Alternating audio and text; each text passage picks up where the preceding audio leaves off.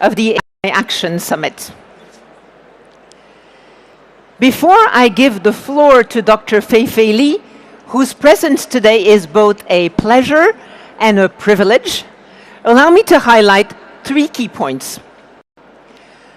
First, this summit is a moment of true global openness to the world. Many countries still fear that their only choice is to be customers in the development of AI, that they're not able to develop their own solutions. Researchers and innovators, on the other hand, who are the ones who are driving these advances, are too often sidelined in global conversations. This must change, and today marks a turning point. Over 800 contributors from more than 100 countries, from governments, from international organizations, from academia, from industry, from civil society, have worked with us to prepare and shape this summit. I want to thank them all. I want to thank you all. Second, it is high time that we move from science fiction to the real world of applications of AI. With its unprecedented potential, artificial intelligence fuels both immense hopes and, at times, exaggerated fear. Today, you will be able, here at the Grand Palais, to see concrete applications and use cases of AI. They have been selected from more than 700 candidates worldwide. And third, now is the time to act together for shared progress. I know we share the same determination that we want to shape our future. Shared progress means, on the one hand, enabling a sustainable development of AI. Given the urgency of the environmental crisis, we know that AI can help mitigate climate change, but we also know that its current trajectory is unsustainable. We must reconcile the digital transformation and the ecological transition. We also need, in terms of the transformation of jobs, to help ensure that it augments jobs and doesn't replace them. On the other hand, shared progress means developing AI for the public interest. Together, we must build AI commons. We must enable the development of decentralized innovation hubs worldwide for applications in healthcare, in education, in cultural access. This is our collective responsibility, and we must do it together. The Grand Palais today is welcoming you all. Tomorrow, heads of state will be meeting again in the morning in the venue, and the whole Asian ecosystem will be meeting at Station F, the largest incubator in France. On behalf of the AI Action Summit team, welcome to Paris, welcome to the Grand Palais, welcome to the AI Action Summit.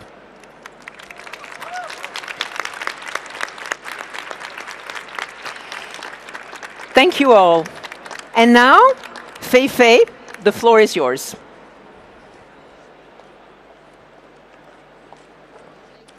Thank you. Welcome.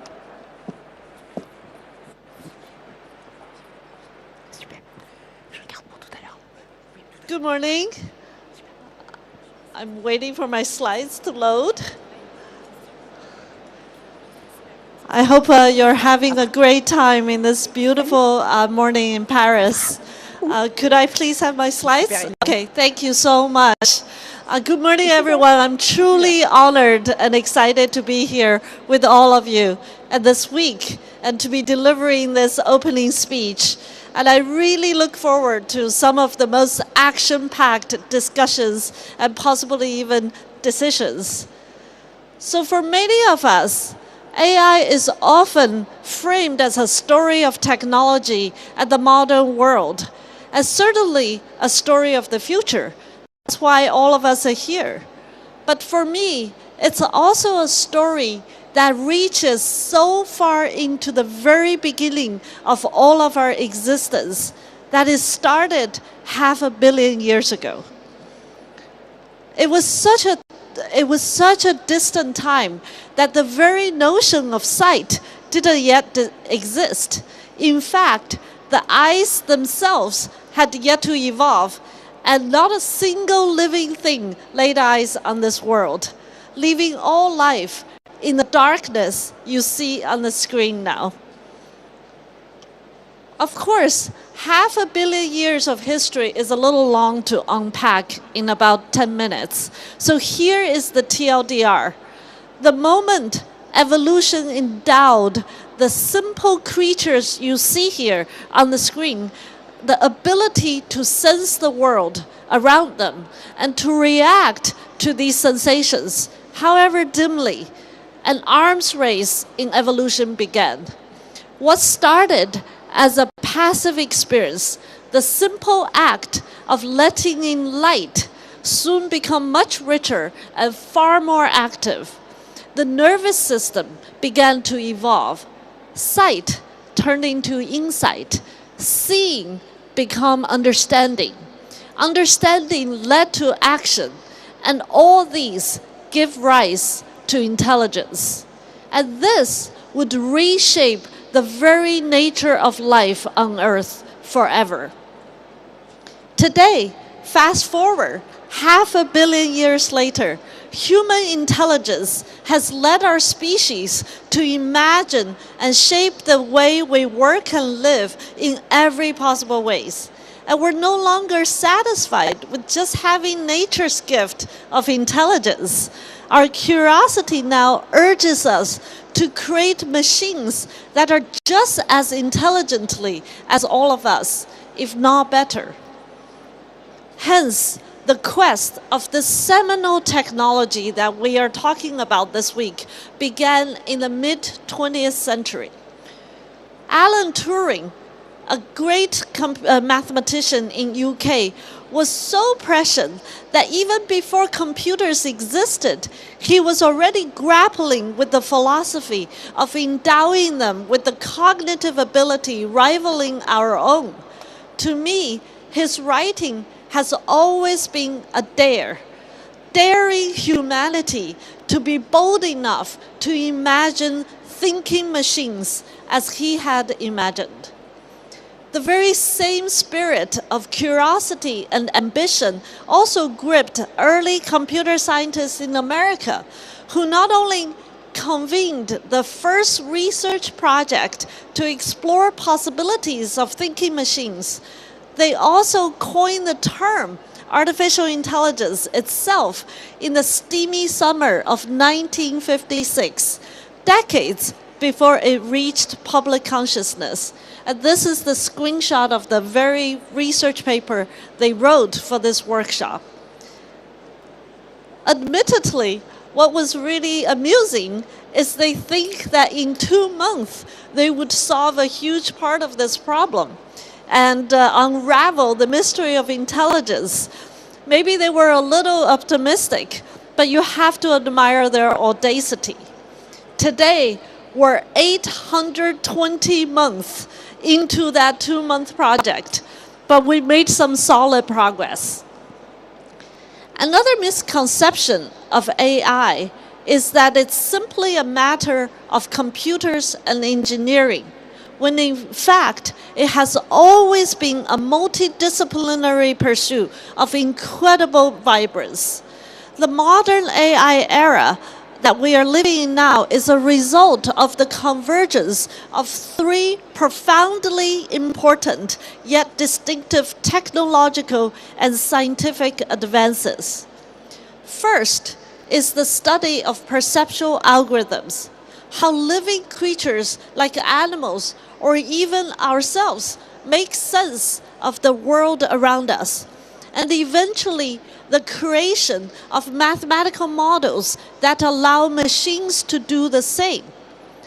A few years after Alan Turing's daring conjecture at the Dartmouth AI Summer Workshop, neurophysiologists Hubel and Wiesel have shed the first light on the hierarchical architecture of neuronal processing of the mammalian visual cortex, earning them a Nobel Prize and transforming our understanding of the visual processing. Around then, psychologist Frank Rosenblatt built one of the first prototypes of neural network called perceptron.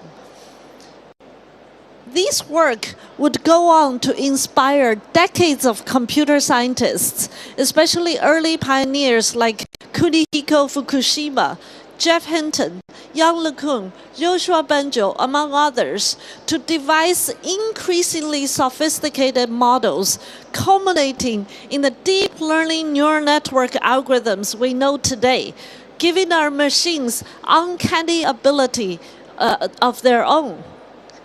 At the same time, a second thread started to emerge. Cognitive scientists are looking deeper and deeper into our own minds, shedding light on the astonishing depth and sophistication of our own ability to perceive our surroundings. A clear conclusion of their work was that there is no separating our brains from the environments in which they evolved from. Brains aren't simply machines locked away in the darkness of our skulls, but eager students learning from each glimpse of light, tinge of touch, whisper of sound from the earliest moment of life. For me, in particular, as a scientist coming of age at the dawn of the 21st century, when perceptual algorithms were almost the sole focus of my field, the lesson of the cognitive science was one of scale. The evolutionary and developmental process have benefited from an enormous amount of data to drive our own learning. My collaborators and students and I conjectured that the same would be true for machines. But this time, instead of collecting data using biological sensors, they will come from modern digital devices and the internet. This inspired my own lab's project, ImageNet, the first internet-scale training and evaluation dataset for AI.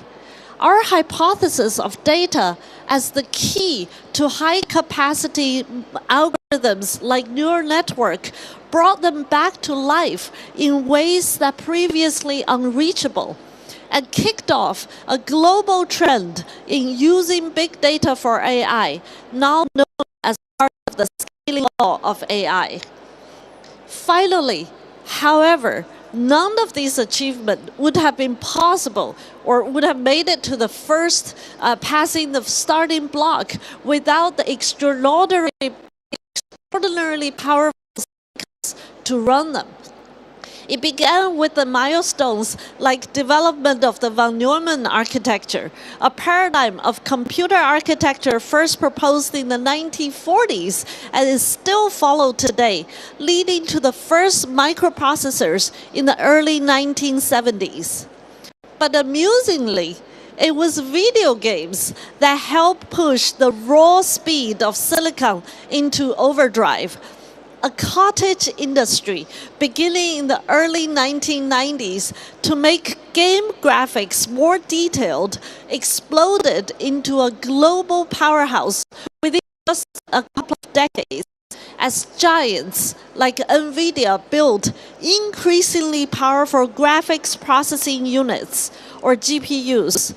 This turned out to be the last missing puzzle to enable network algorithms to learn from internet-scale big data. So if there are any gamers out there, we have to thank you for this.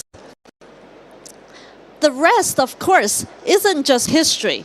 It's the recipe for building the future. In 2012, at the ImageNet Challenge, my lab has pioneered each of these three ingredients: algorithms, data, and compute came together for the first time at a scale big enough to transform my field almost overnight. It was the first time machines could understand and reliably describe contents of images, millions and millions of them. It's something we now take for granted today, but it was an unsolved problem at the time, an ability that felt like science fiction. And it was the first domino piece to fall in a progression of milestones that only seemed to come faster and faster as the years passed by. Now, over a decade later, we're still exploring the implication of what this all means. What began as an academic curiosity is now enjoying year after year of breathless attention from business leaders, entrepreneurs, industry analysts, and even politicians with no end in sight. We're now a decade or so into what historians would surely refer as the first true era of AI. By almost any metric you can name, whether it's the CS degrees, AI programs, investment funding, new startups, and much else, AI is a revolution that's only growing in scope and scale. None of you need me to explain that over the last couple of years, AI took another, even more staggering turn with the advent of large language models, which scale each of these three ingredients of modern AI to even bigger extent.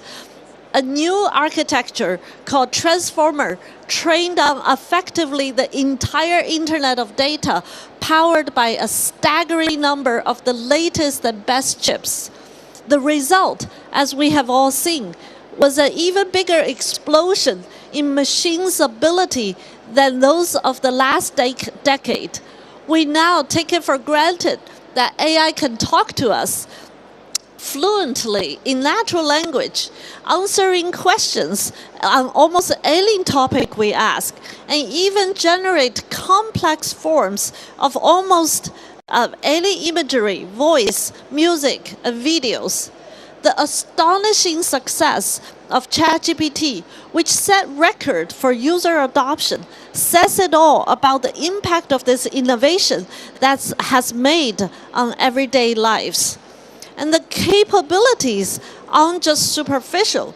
If you look at this chart, the performance of AI models across a whole range of benchmarks, from handwriting recognition to PhD level scientific questions, has skyrocketed in recent years, with some of the performance trajectory on some of the most challenging tasks to humans are nearly vertical. And starting from the fluency of languages, large language models are now taking on a more active role in problem solving, breaking down tasks and planning steps towards achieving goals in real world. Agentic AI, as many are calling it now in 2025, is the latest chapter of this consequential technology for many users and businesses. But there is still more yet to come.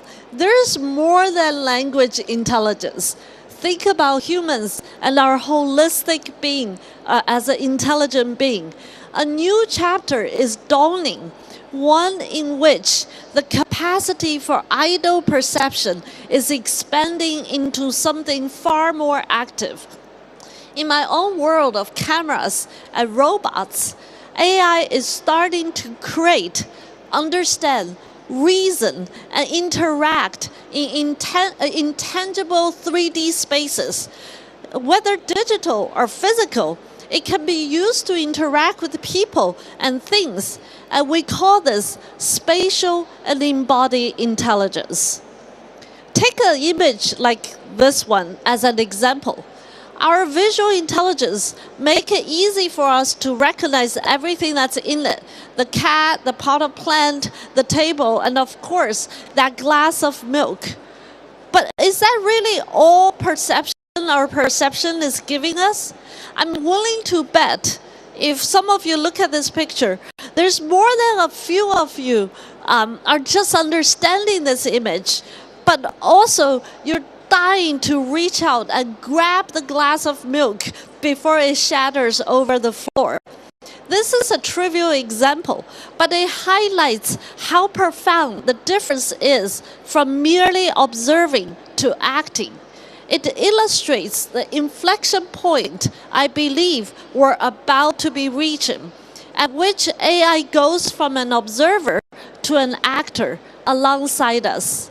In fact, with respect to my hero, Alan Turing, I now believe his vision of the future was too narrow and too inward-facing. Evolution itself has taught us unequivocally that the real power of intelligence isn't merely to think, but to drive action with those thoughts. Just think about how much humans' spatial intelligence has empowered us to build our civilization, from ancient pyramids to industrial revolution, from scientific discovery to artistic expression. How will our relationship with the world around us change even further when AI expands our spatial and embodied intelligence? What will it help us to create and discover? What kind of future are we already in the process of building? Well, here's a glimpse of the rapidly evolving technology of spatial intelligence. I'm showing you here 4 examples by my students at Stanford and colleagues at World Labs, ranging from the top. The upper left panel is the semantic labeling of complex everyday videos, to the upper right panel, artistic style transfer, to the lower left panel, generative AI algorithms creating videos from text prompts, to the lower right panel, making 3D worlds from any image. And that's right, you're indeed seeing the beloved painting by Van Gogh of a French cafe brought into an imaginary 3D world by our generative AI models. And equally exciting, robotics, a form of embodied AI, is also rapidly advancing.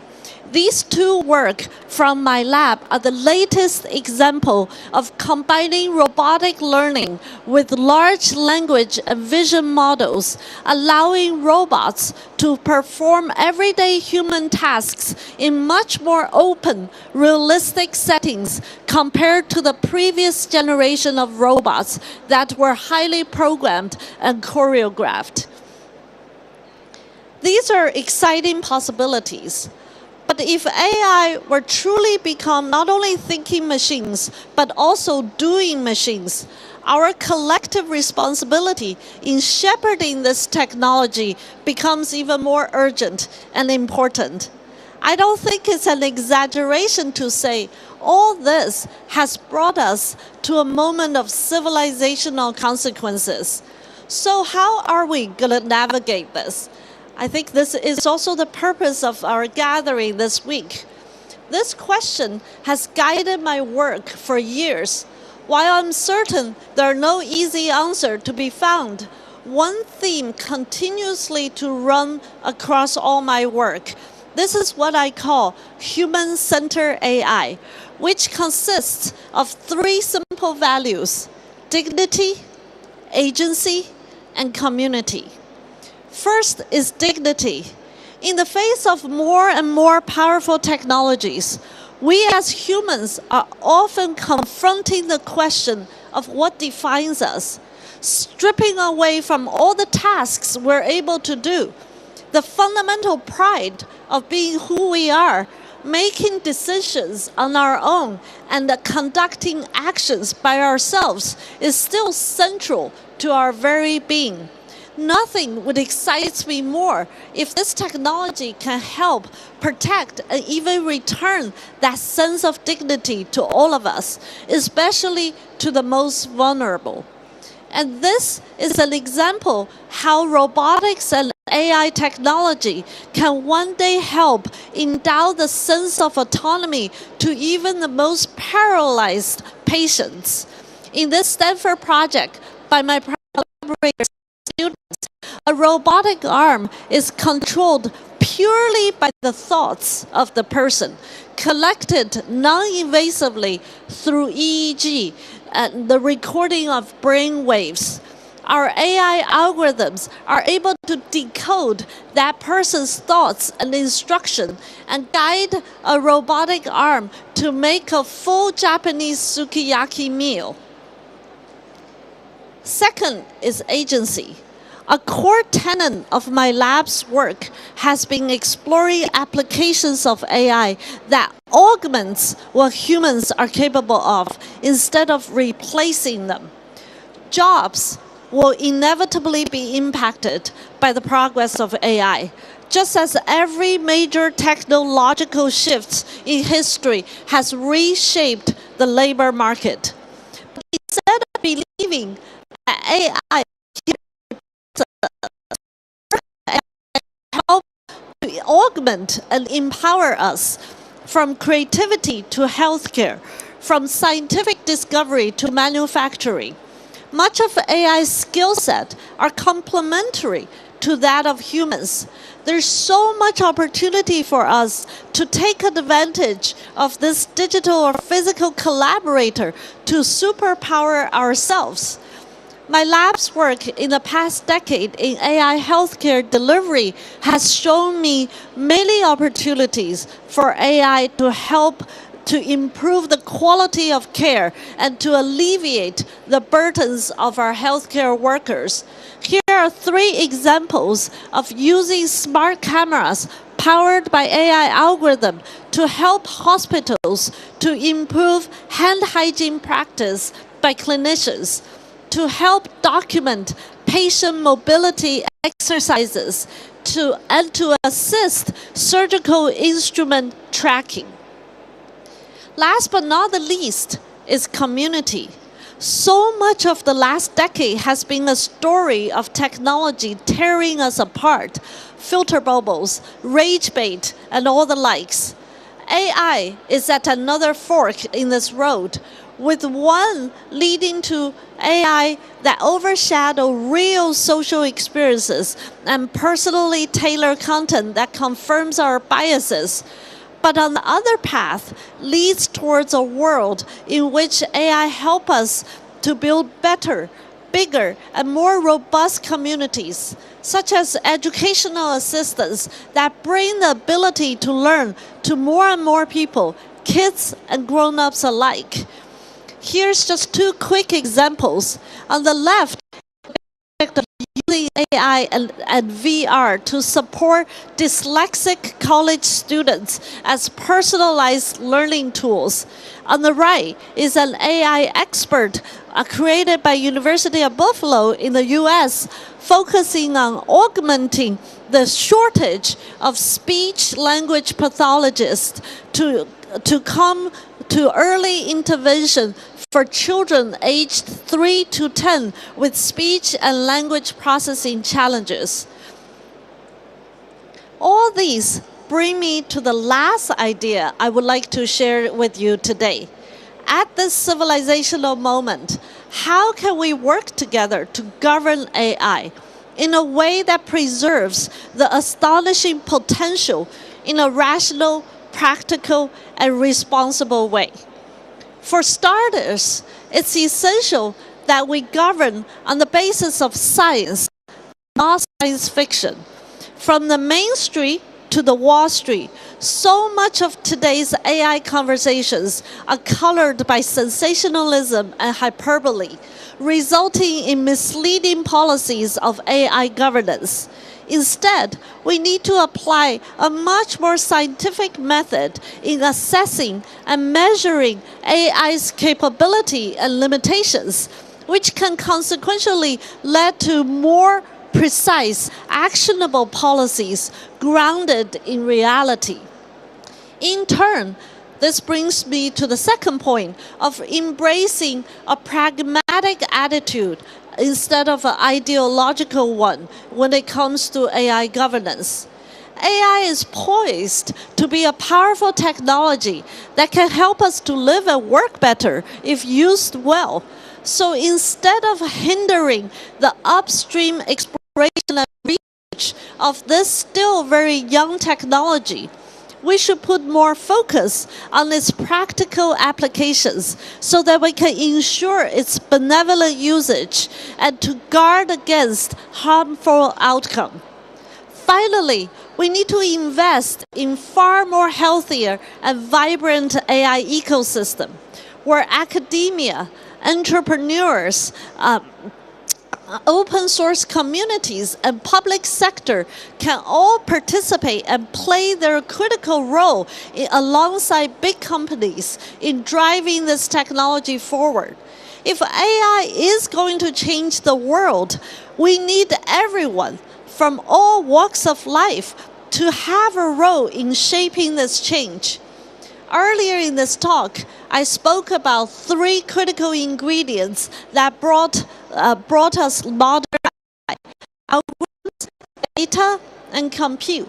If the bulk of these resources are concentrated in only a handful of companies, the AI ecosystem will suffer from the lack of curiosity-driven research, top educational talents, open source efforts, and multidisciplinary explorations. So 75 years ago, Alan Turing saw a glimpse of the future and was inspired enough to dare humanity to build a thinking machine.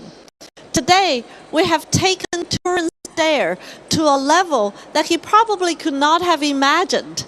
The technological advances of the age of AI is breathtaking. I believe time has come for a new kind of dare. Rather than simply asking if we can create AI, let's ask if we can create AI as a force of good. In short, today, I would like to dare all of us to build a human-centered AI. Thank you.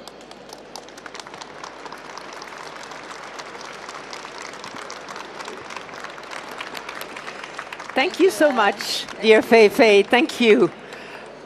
Let them take pictures of us. Yeah, I'll be so proud. Thank you. Thank you so much for doing this. Thank you. I much appreciate. Thank you so much, dear Fei Fei, for addressing us.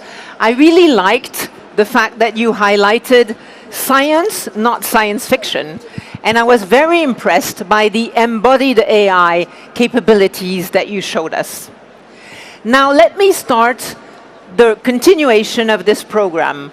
I would like to bring to the stage, or to call to the stage, both Ina Fried and Nick Thompson, who will be hosting this whole event today. Please, Nick, Ina, please join me. Welcome. Wonderful. Welcome. Thank you. Thank you. Bonjour. Thank you. Je suis Nicholas Thompson. Je suis journaliste américain. I'll be one of the moderators on stage today. We're going to have incredible series of pitches. They're awesome. We're going to see red teamers. We're going to see scientific innovation. We're going to see AI used for good. Lots of great stuff coming. Ina? Je suis Ina. No, I don't speak French. Yes! But yeah, I mean, it's such an important time. You know, in 25 years of covering tech in Silicon Valley, I've never seen a technology move as fast. There's so much potential, and there's a lot still to be worked out and not a lot of time to do it. So look forward to hearing some of the innovations. All right. Wonderful. Merci and before beaucoup. we start, we will see the art of Sofia Crespo. Stay tuned and see you soon. All right. We'll be back shortly. Okay.